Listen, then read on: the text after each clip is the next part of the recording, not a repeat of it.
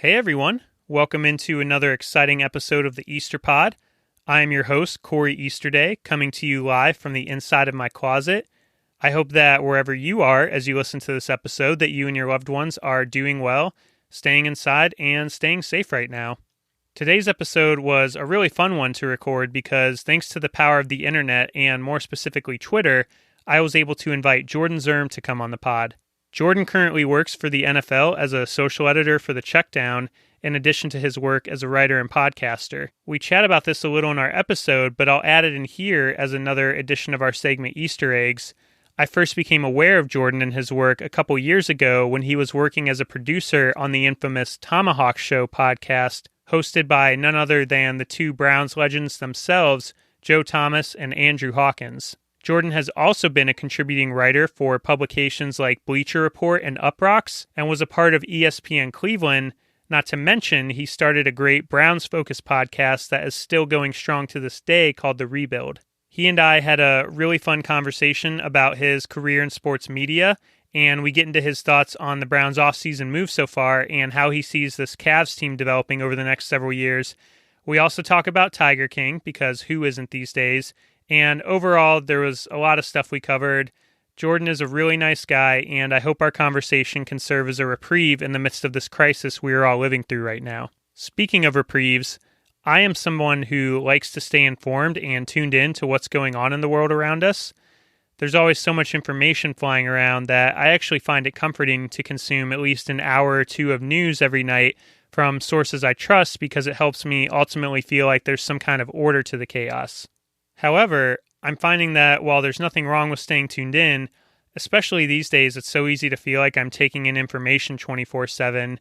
So I've had to be more intentional about not always overloading my brain and just finding little things to help my mental health during this quarantine, as I'm sure many of you have had to as well. To that end, I just want to briefly shout out some music I've been listening to this week that has felt especially uplifting. If you've never checked out Leon Bridges or Lake Street Dive, those two artists have been absolutely just carrying me through this week with their music. Bridges debuted with his album Coming Home in 2015, and that album, in addition to his latest full-length studio album, Good Thing, in 2018, along with the EP he just released this year called Texas Sun, are absolutely incredible and uplifting. He has such a soulful style and a way of brightening everything up with his music that it instantly changes my mood for the better anytime I put it on. Lake Street Dive is a band that I've been on for a while, ever since I heard their single You Go Down Smooth, and anytime I hear them play, I think if I ever had the opportunity to play music in a band again, that's the type of music that I'd want to be playing. They are so good at mixing elements of soul, jazz, funk, and a lot of different sounds, and blending it all together into a unique and frankly delightful sound. So I definitely recommend checking out either artist during those moments where it may feel especially hard to get motivated during the day. The last thing I wanted to shout out before we get into my conversation with Jordan is John Krasinski's Some Good News channel on YouTube. You've likely already seen it, but if you haven't, I would absolutely recommend pausing the podcast and watching it, because when I first saw it, I was immediately brought to tears and filled with so much joy, hope, and love. The backstory behind it is that John Krasinski had put out a call on Twitter for people to send him good news, and he got a ton of submissions and turned it into a news segment only covering good and uplifting news, and he capped it off by a chat between himself and Steve Carell to celebrate the 15-year anniversary of The Office.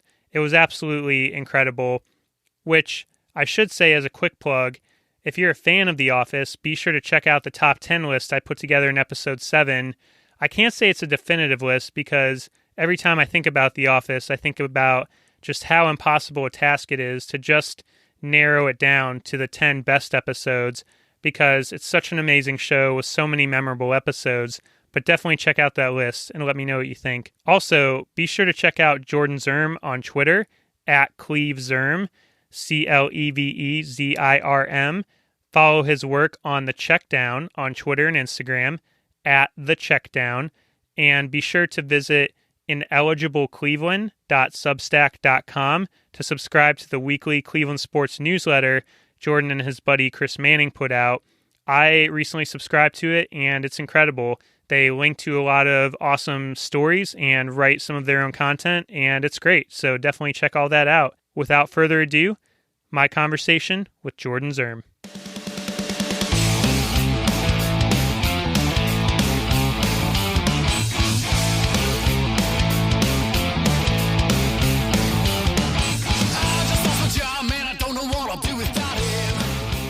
Ladies and gentlemen, avid sports fans everywhere, especially in the great state of Ohio, I am extremely humbled and honored to bring on today's guest. Joining us on the Easter Pod to talk about his story and all things Cleveland sports is writer, podcaster, sports media guru, if we're being honest, and social media superstar working for the NFL, Jordan Zirm. Jordan, how are you doing today? Wow, I'm great. What an intro! Maybe the best intro I've ever gotten. So I am humbled by that. I'm good, man. It's about to be going on week 3 of quarantine, so I am loosely holding on to my sanity. Hopefully, I don't say anything. Hopefully, I don't like black out and say anything super weird on this podcast. If I do, I apologize. It's weird circumstances, but I mean, as far as things go, I'm good, man. I'm good, healthy, family's healthy. Hopefully everybody out there is experiencing the same, and we're chugging along, man. We're just chugging right along. Good. I'm very glad to hear it. I'm glad everyone's doing well and staying healthy. It is a weird time for sure, so I think we can both be forgiven for anything weird either of us might say on this podcast. And considering how many podcasts you've done, the fact that that was the best intro you ever received is quite an honor for me. So thank you for saying so. And honestly, I do want to thank you again so much for being willing to come on. Jordan and I never actually interacted outside of Twitter before this week, when earlier in the week he put out a tweet to his followers graciously offering his wisdom and experience from years of working in sports media. What prompted you to put yourself out there like that?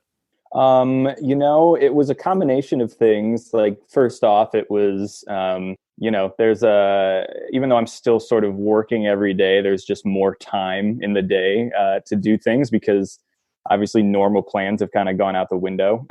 So one, I had more time on my hands, and two, I think we talked about this a little bit briefly when we connected, but, when I was younger, and especially just coming out of college and trying to figure out how to get into sports media, I had reached out to writers and media personalities that I looked up to just on a whim, and to see, if they had any advice or just to try and connect. And I was always shocked by the amount of responses I got from people, and how gracious people were, even if it was just an email back or they offered to talk for 15 minutes on the phone or whatever it may be. So I've always tried to reciprocate that, because that was a huge thing for me when I was younger coming up, was good people just responding to emails about, hey, have know nothing about how to work in sports media.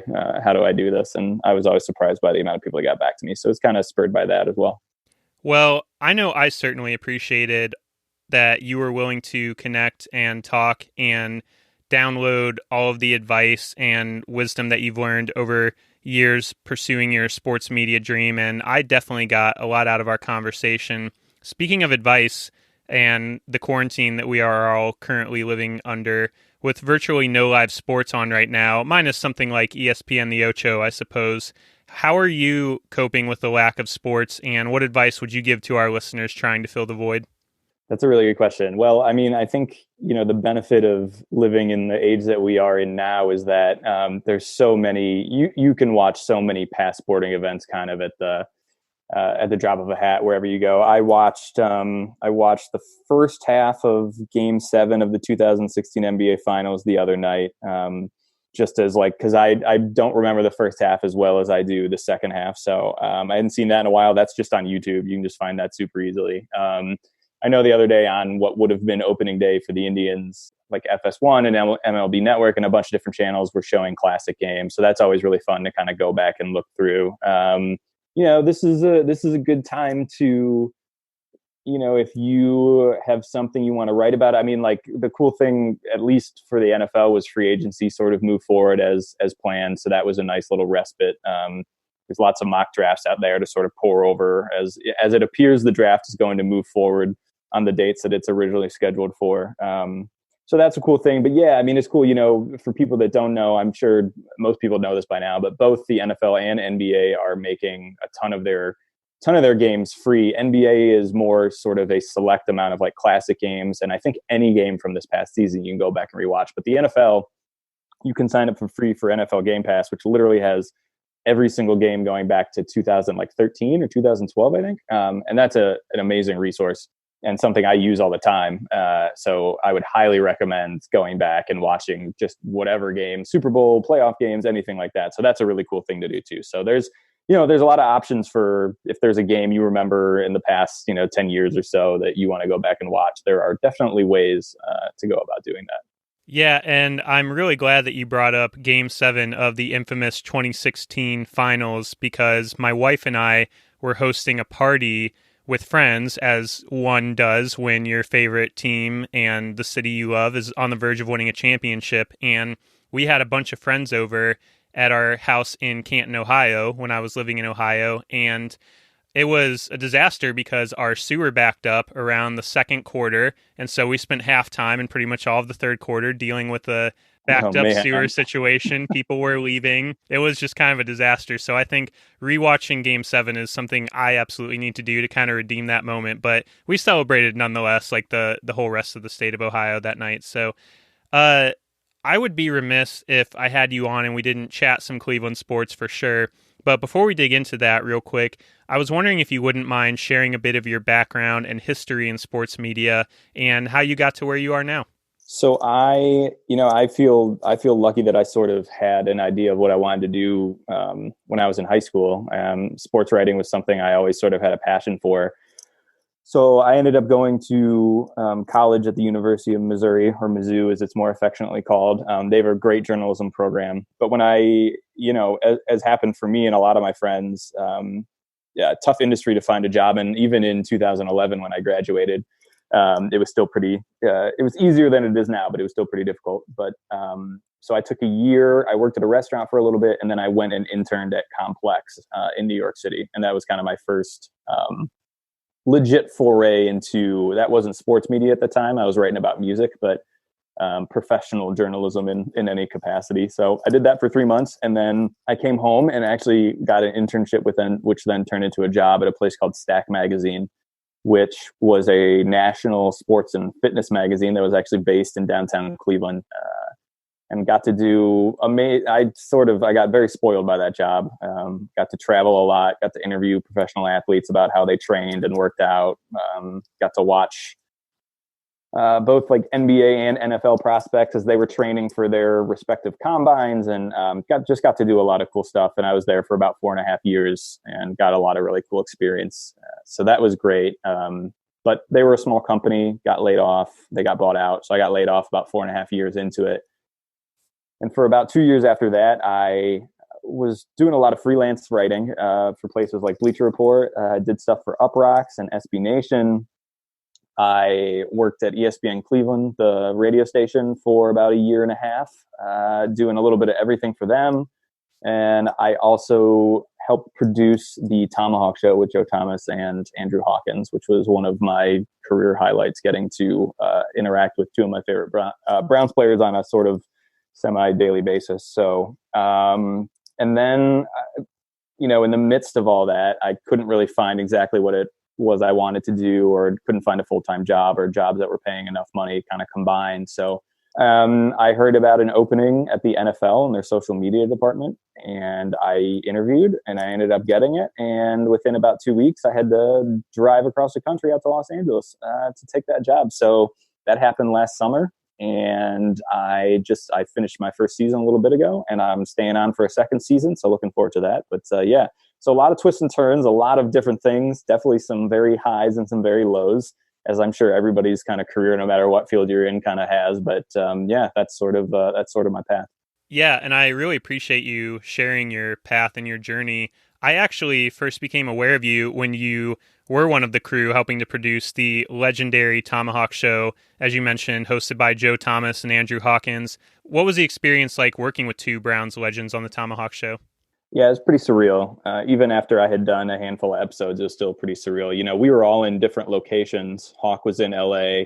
Joe lives in Wisconsin now, so he was there. I was in Cleveland. So we were basically just like video chatting, sort of like we're doing now when we were recording the show, when I was producing. And one of the first times I did the show, I logged in, and it was just Joe Thomas. He was the only one who had logged in yet. So I kind of like come onto a screen and I'm just staring at Joe Thomas, and I didn't really even know what to say because as anybody our age or anybody who got into the Browns in the second iteration of the Browns, kind of post 1999, Joe Thomas sort of is the Browns. So that was a pretty surreal moment for me to just be like, hey, Joe, and like try to have a normal conversation with a player I've sort of idolized for a really long time. So that was really cool. Andrew Hawkins is maybe one of the nicest people I've ever met in my life. And I always say this, like, he doesn't have to be, he's like a former pro athlete and he's on, NFL Network, and he's doing the podcast. He's doing all this stuff, and he doesn't have to be as nice as he is to not just me, but lots of other people. My dad actually came out to visit me in Los Angeles, and my office is right next to the NFL Network's buildings. And Hawk was in the parking lot. And he introduced himself to my dad and like talked to my dad for 5 minutes, which was super cool. So like both of them, both Joe and Hawk, are two of the nicest people you're ever going to meet, which is cool. When the people you grew up watching also turn out to be the nicest people ever. So that show was a ton of fun. Some of the stories they told behind the scenes when we weren't recording about Brown stuff are just like, those are stuff I'll never forget, and love all that stuff. So totally surreal experience, and I had an amazing time doing it. Well, that's really great to hear, because they say never meet your heroes, and I would definitely echo what you said as far as Joe Thomas and a guy like Hawk in terms of what they mean to the Browns and the city of Cleveland and the state of Ohio, and to people like us, and the very limited interactions I've had with them, primarily through social media or just calling into the show, things like that. They've always been very gracious and very upstanding gentlemen, so it's great to hear that affirmed behind the scenes, and it's really incredible that you got to have that experience. Speaking of the Browns, let's spend a little time discussing the Browns offseason, since that's had the most action right now, as you mentioned. Notable additions to the team in free agency include tight end Austin Hooper coming over from the Falcons and getting a massive deal, kind of resetting the market at that position. Offensive lineman Jack Conklin over from the Titans to play right tackle, presumably, and quarterback Case Keenum to back up Baker Mayfield, not to mention putting a second-round tender on a dynamic running back like Kareem Hunt. What is your assessment of the Browns' offseason moves so far, and how do you think they help the team this coming season? Yeah, I think their moves have a very distinct purpose to them, which you can debate the sort of merits and talents of each player that they've added, but I think that's where you have to start, is that Andrew Berry sort of went out and is signing players that are going to fit what Kevin Stefanski, the new head coach, wants to do. And I think after years of sort of power struggles between the coaching staff and the front office and all of this stuff, it's just nice to see an actual tangible plan sort of forming.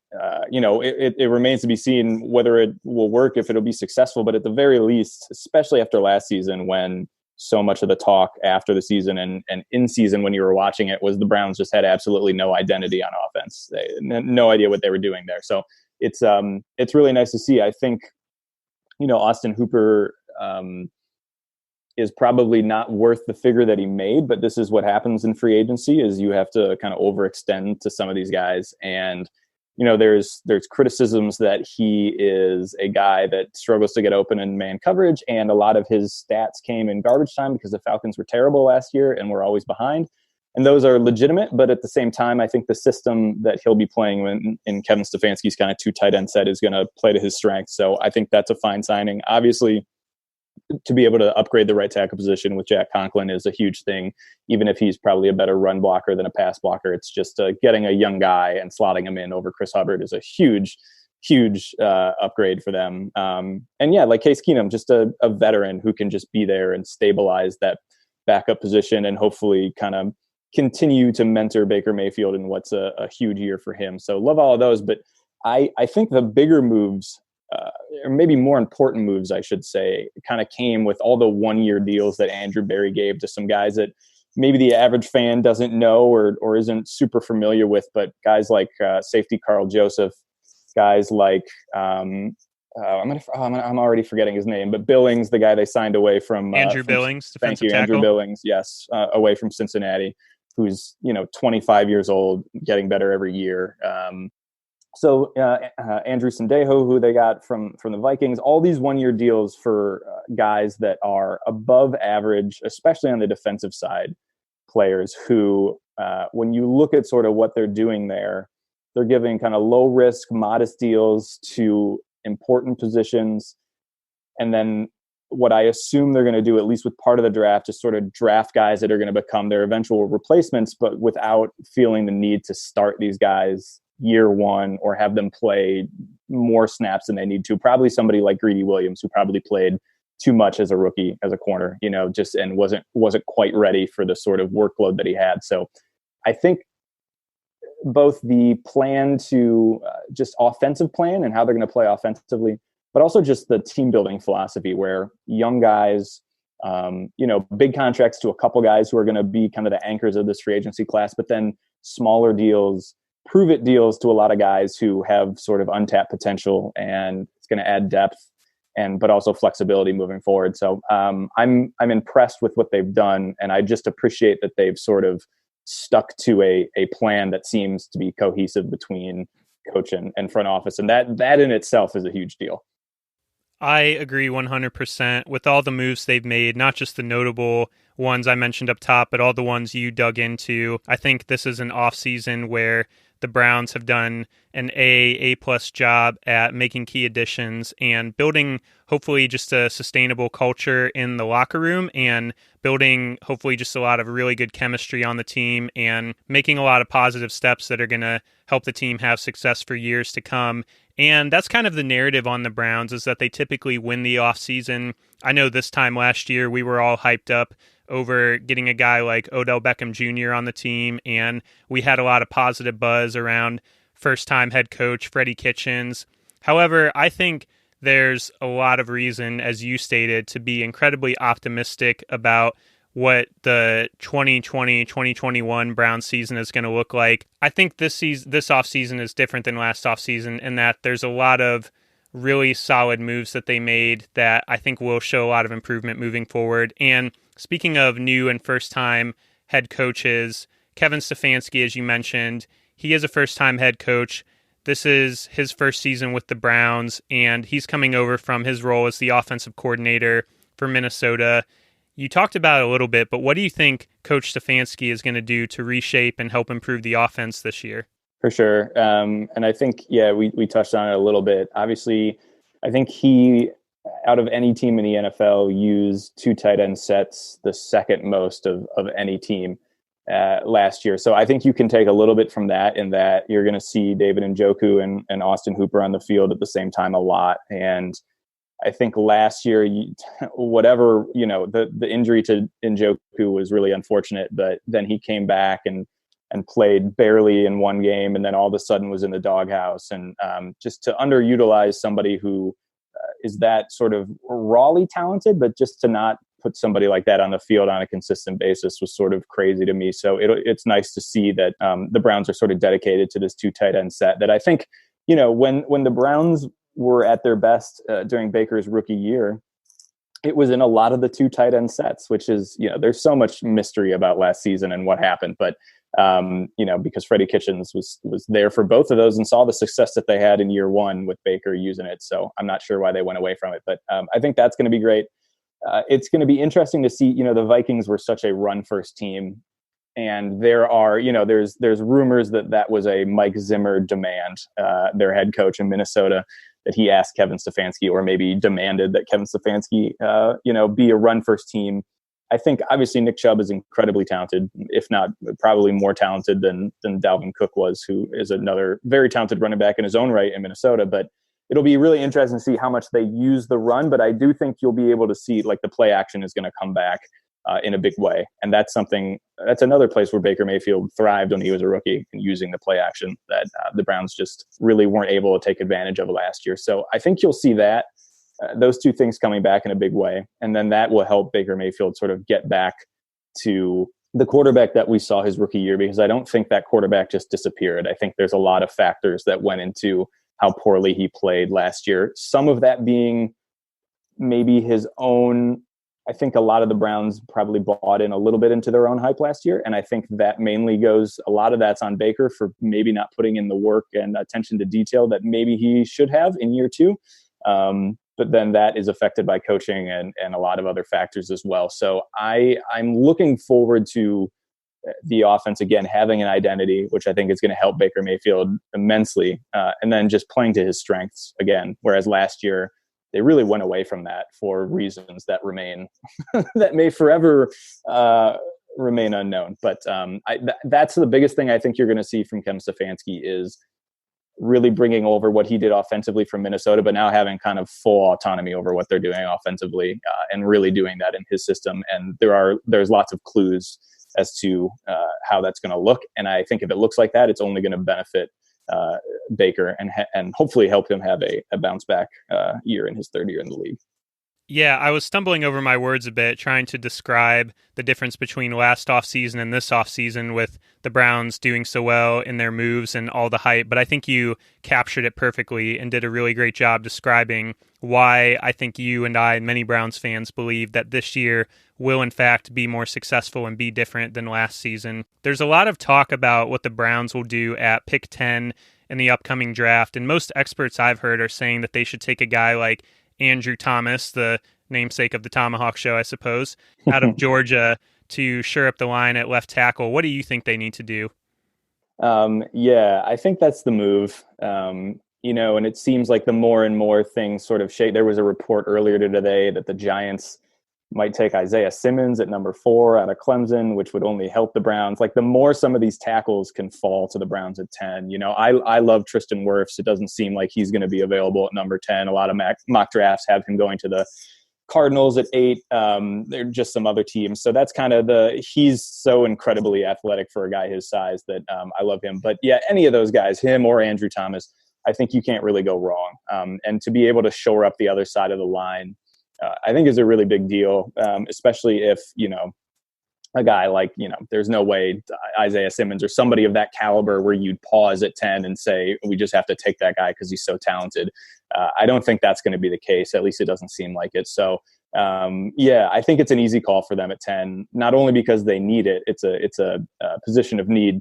And, they always say don't draft for need, but I think it's going to align both in terms of talent and need are going to align at 10 with the players that are available. So I'd be surprised, if they went somewhere other than left tackle at number 10. Yeah, I think I agree with that assessment for sure. This one's just a little bit of a fun question. Do you have a favorite memory of a Browns game that you attended in person? I attended in person. Yeah, most definitely. The Browns lose a lot, so it's hard to see them win in person. But I did go to a Thursday night game against the Buffalo Bills.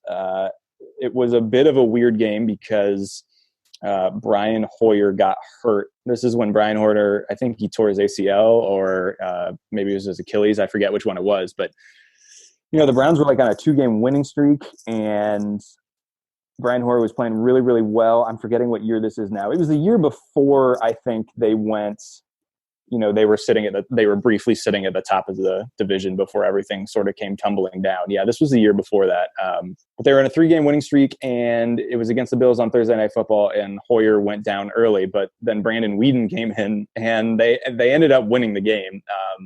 He threw a deep bomb to Josh Gordon, and Josh sort of bobbled the touchdown in the end zone before controlling it and getting 2 feet in in the back of the end zone. And that was just a really fun game because, one, I hadn't been to – I think it's the first and maybe only primetime Browns game I'd ever been to. Obviously, they didn't have a lot of them. So that was really fun, just being able to go to the game. The energy in the stadium was crazy. So that was really fun. But they won. And it seemed like, you didn't know. You were like, well, they probably lost Brian Hoyer for the season. And then once it came out that they did, that sort of, squelched any hopes of a playoff run or anything like that. But I just remember the energy. That was like peak Josh Gordon. So that was pretty fun to watch. And they won the game. So that's why I have that memory, because it was a rare victory that I got to see in person. So I will, that one definitely sticks out.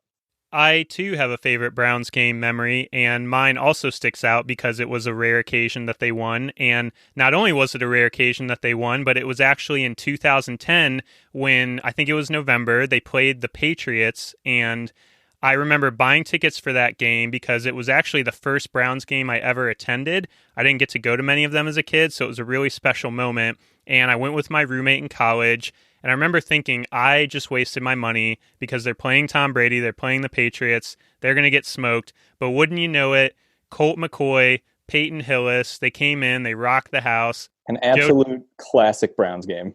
Classic, and I got to be there. One of my all-time favorite memories, just in general. Joe Thomas was on that team. It was incredible. So I appreciate you sharing that, and I agree. The moments where the Browns win definitely tend to stick out a lot more, whether you're in person or watching at home. And hopefully, we're going to be changing that going forward, where that's going to become the norm. So let's go ahead and pivot to the Cavs. Before the NBA season was suspended, they had just made a trade to acquire Andre Drummond from the Pistons, a move that many criticized at the time since they already have the likes of Kevin Love and Tristan Thompson on the team and are presumably rebuilding, and it was hard to see how this move maybe fit into that. What did you think of that trade and how it's worked out so far? Yeah, I mean, I think I was okay with the trade because they barely gave up anything. Is sort of a take a flyer on a 20 rebound per night guy where, he can opt out at the end of the season and test free agency, which I think a lot of people expect him to do. Now, the downside of that is he can opt back in if he's not getting the offers that he wants, and his contract's pretty huge, and the Cavs would have to pay another year of that.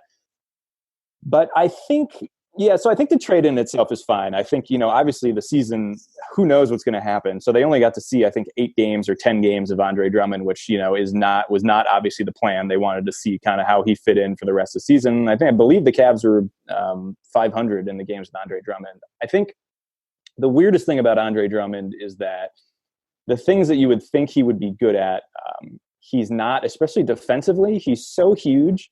But he's a terrible defender, and he does not actually. I know he gets 20 rebounds a game, but it is sometimes amazing to watch him get moved out of the way under the hoop, like he weighs nothing. So sometimes he's actually a huge defensive liability. He obviously can't shoot free throws very well. He has a penchant to pull up for terrible threes, which I'll never understand. So there's some downsides to Andre Drummond that I think are going to be, especially as the league keeps going further and further away from sort of, I wouldn't even call him a traditional big man anymore, but he's still very much a back to the basket kind of guy. So I don't mind the trade because I think it was because they gave up so little that, between like Brandon Knight and John Henson, it's kind of like whatever. But I don't know if he's somebody that's going to be in their long-term plans, but I do think they have the flexibility where, he doesn't have to be. So I think the move itself is fine. I'm not a huge Andre Drummond fan. I don't think he's going to really change the direction of the Cavs very much for the better. So it'll be interesting to see what happens. But no, I don't criticize the trade. I think the trade was fine. I just don't think he's probably a huge answer for this roster. Definitely, as you described, a kind of low risk, high reward move to be sure. And I would agree with your assessment overall. I feel like this roster has a lot of young talent and potential. What's your opinion of guys like Colin Sexton, Darius Garland, and Kevin Porter Jr., and how do you see them developing going forward? Yeah, I mean, that's the biggest. Obviously, the Colin Sexton thing is a dominant topic amongst Cavs Twitter, and he's become more polarizing than he should be because he's to me, I don't know what Colin Sexton is going to end up. I don't know what his ceiling is. I continue to think if he turns into what Jordan Clarkson is, then you're happy about it, I guess. Like, to me, that's kind of what his ceiling is as a player. He still is not somebody that's going to get you a lot of assists. He's still somebody that is going to go through stretches where he puts his head down and is going to drive to the basket no matter what. But I do think in the last couple months or so before the season came to a halt, he was really starting to play much better basketball. He was starting to pick his head up more on drives, see the floor better. And you do have to remember that it is just year 2 for Colin, and especially with somebody who's had to adjust his game to what the NBA is now. I think it's still going to take time, but I think you can see what his ceiling is. And I I know people, will argue back and forth about that, but I think his destiny is sort of a scorer off the bench, and whether he's somebody you're going to rely on when you're a championship contender, I sort of lean towards no, but we'll see.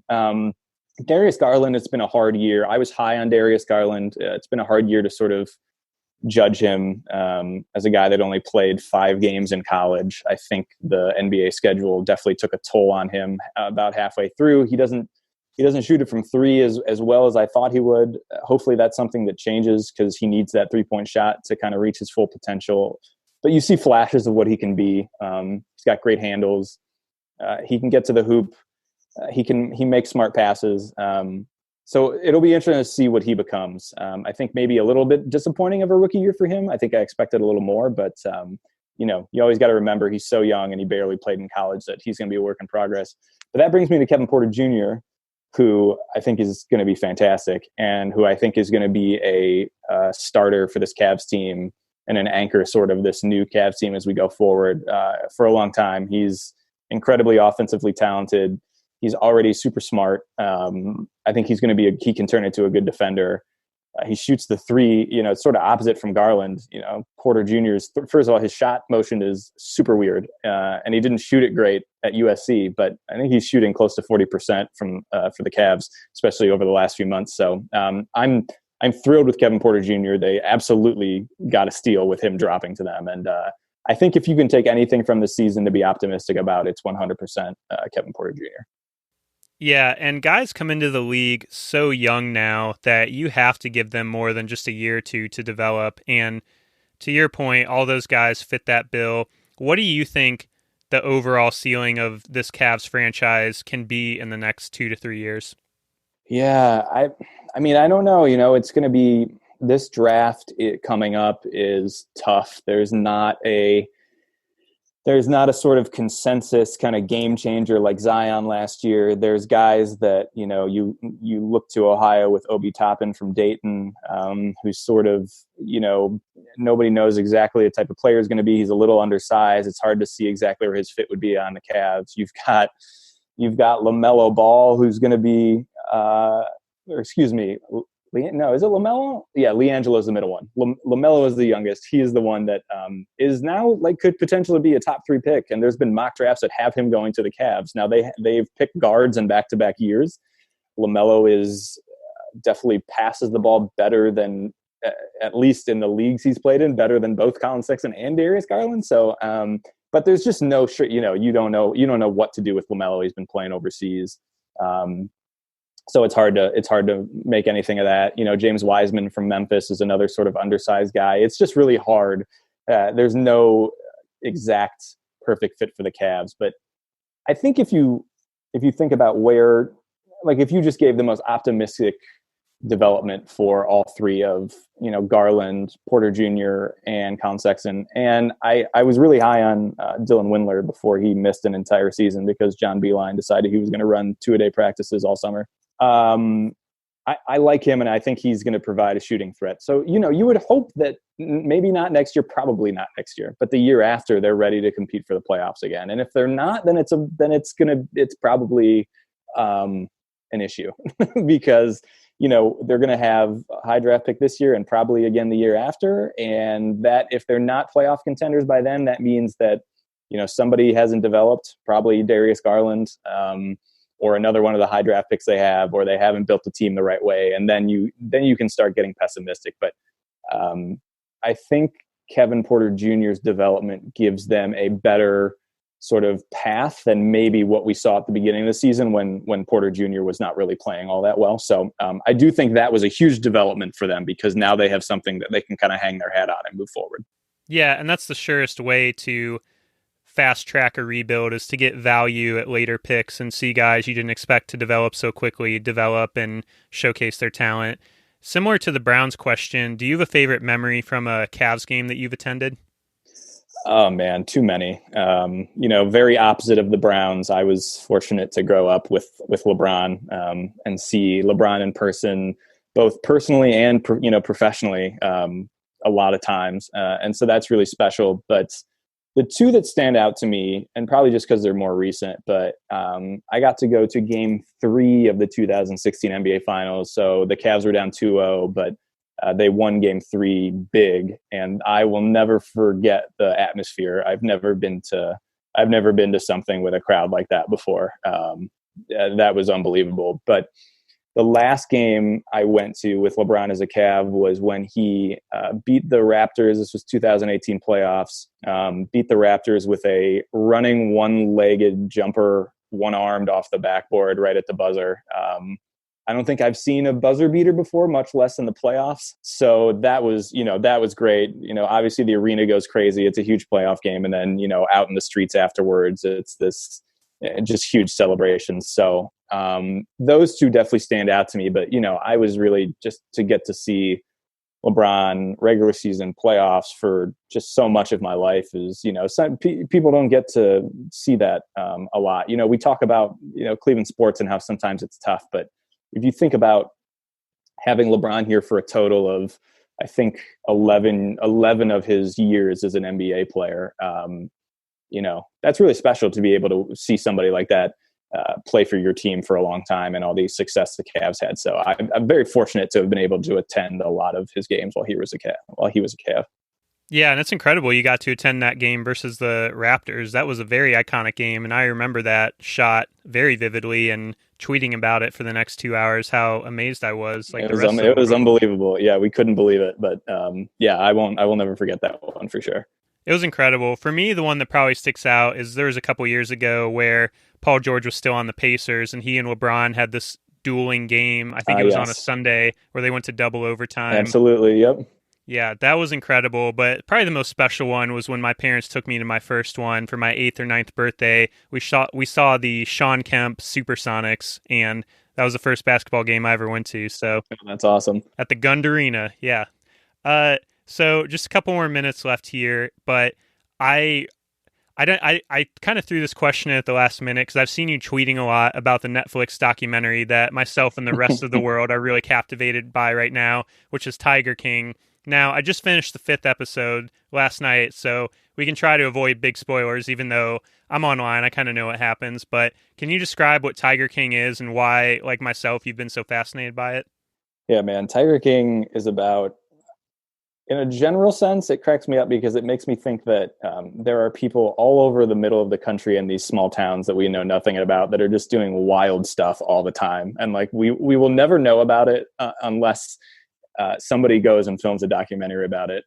But in a more specific sense, Tiger King focuses on somebody whose name is Joe Exotic, who owns, I guess, the largest sort of exotic animal zoo in the U.S. and has hundreds of tigers and pumas and any sort of exotic cheetahs and any sort of exotic animal that you can think of. He has in Wynnewood, Oklahoma, of all places. But it sort of goes from focusing on him to his chief rival, a woman by the name of Carol Baskins, who runs it's called Big Cat Rescue, and she's sort of trying to shut Joe Exotic down. And then you meet other people who have exotic animal zoos, and all of them have beef with each other. And it's just I think it's so fascinating because you could not write like the twists and turns that this real life story takes. Like you couldn't even, if you sat down in a writer's room and were trying to like create a TV show, like you wouldn't even be able to come up with some of the stuff that happens in the show. And it's just constant. Like it never stops. And every episode you're just like, well, certainly nothing crazier than what happened in the previous episode could happen. And then it just does. And it just happened like in real life. These were just things that were going on. So it is unlike anything I think I've ever seen. It's unlike anything anybody's ever seen. I think that's why, this would have taken off whether people were quarantined or not. It's just truly the characters in the show you couldn't even dream of. So it's something else. I do think like it's, so much of it is just these terrible people doing terrible things to each other. Sometimes I think about it and I just feel very much for the animals that are just like in captivity and are just have no, are just at the will of these horrible people living in the middle of Oklahoma or Florida or wherever they may be. So part of me, it ended, and I was like, that was very entertaining, but also I feel sort of just horrible for these animals. But at the same time, it's just, the characters and the twists are better than probably any movie you will ever watch. Who knew the world of exotic animal ownership was filled with so much drama, for sure. You've been incredibly gracious with your time. I've kept you over a little bit, and I just really can't thank you enough for coming on the Easter Pod. But before I let you go, what advice would you give to someone out there wanting to do what you do and who's wanting to get into sports media, whether that be writing or podcasting or whatever? Yeah, for sure. I mean, it can be a discouraging time because you see, especially sports media companies, layoffs, and I think we talked about what happened to Deadspin, and there's a disturbing trend of guys that run hedge funds or guys that just run other companies that have a ton of money that decide they want to acquire these sports media entities and gut them to try and make a quick profit. So there's a lot of sort of discouraging developments in that area. But I would say that if you're super passionate about it, there's still avenues and there's still things that you can do to make sort of your sports media dream, whatever it is, a reality. So my advice right now to anybody looking to get into it would be, one, I think when we touched on this at the beginning of the podcast, if there's anybody you look up to, whether it's a writer, a podcaster, guys that are a broadcaster, whatever kind of sports media you want to get into, find their email. It's super easy to do with some Googling. Send them an email. If they don't answer, send another one. These people are super busy, so don't be discouraged if you don't get a response, and just ask for advice or ask to, hey, do you have like 10, 15 minutes just to chat and whatever? The worst thing they can say is no, and a lot of them say yes. That was my experience coming up. A lot of people are really nice. Even though sometimes it doesn't seem like people in this world are nice, there are lots of nice people still around. I would say do that. And then just, if you have some free time, especially now, just make something, create something, whether it's writing, whether it's recording your own podcast, making a video. Like, there's just so many outlets now that you can use. Especially when you have more free time. And even if you don't have an audience at the beginning, just the process of it and doing it and getting better at it is important. So those would be my two biggest things. Reach out to people.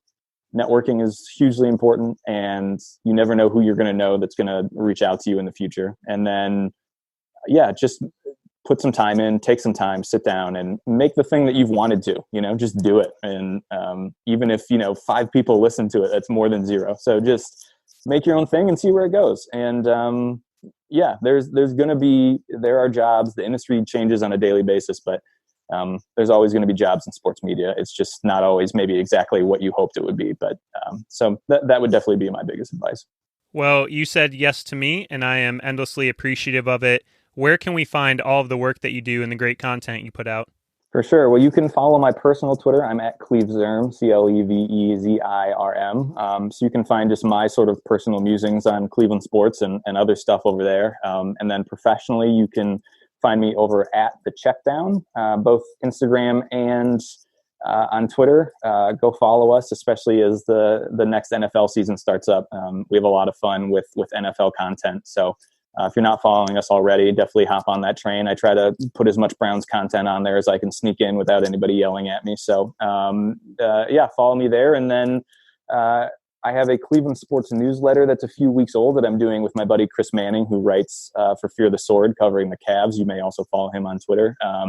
And it is called Ineligible Man Downfield. And you can subscribe and sign up for that. It's a weekly thing at ineligiblecleveland.substack, substack.com. It's free to sign up. And we kind of just each write about Cleveland sports each week. We put links to other stories around that we've read that we think are cool. So if you want to keep up on everything going on in Cleveland sports, give us a follow and subscribe there, and get the email in your inbox once a week. That's all I got.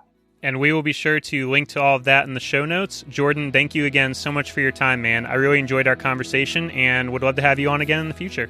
Absolutely, man. This was really fun. It's been really cool getting to connect with you during all this. So, man, stay healthy over there, and we'll definitely reconnect. Sounds good, man. You too. Take care.